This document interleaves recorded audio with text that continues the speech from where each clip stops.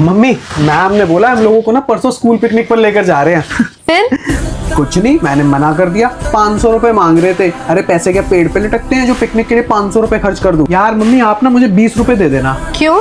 ये जूता ना यहाँ से खराब हो रहा है, इसको ना मोची से सिलवा लूंगा, थोड़े दिन और चल जाएगा। बेटा मुझे पता है तू मैथ्स में वीक है, लेकिन तेरी ट्यूशन की फीस। अरे मम्मी, ट्यूशंस तो वो लोग लगवाते हैं जो खुद से ना ट्राई नहीं करना चाहते हैं। माना मैं मैथ्स में थोड़ा वीक हूँ, लेकिन इसका ये मतलब थोड़ी ना कि मैं हार मान जाऊंगा। अरे ये कौन सी गाड़ी है? ये मिनी कूपर है मम्मी, आपको पसंद है? हाँ बहुत अच्छी लग रही है। मैं आपको प्रॉमिस करता हूँ, जब मैं पढ़ लिख के ना सक्सेसफुल बनूंगा ना, मैं आपको यही कार गिफ्ट करूंगा। मम्मी, ये पैसे आप रख लो। ये तेरे पास कहाँ से आए? अरे ये वो हर महीने पॉकेट मनी से पैसे जोड़ता हूँ ना, ये वही पैसे हैं।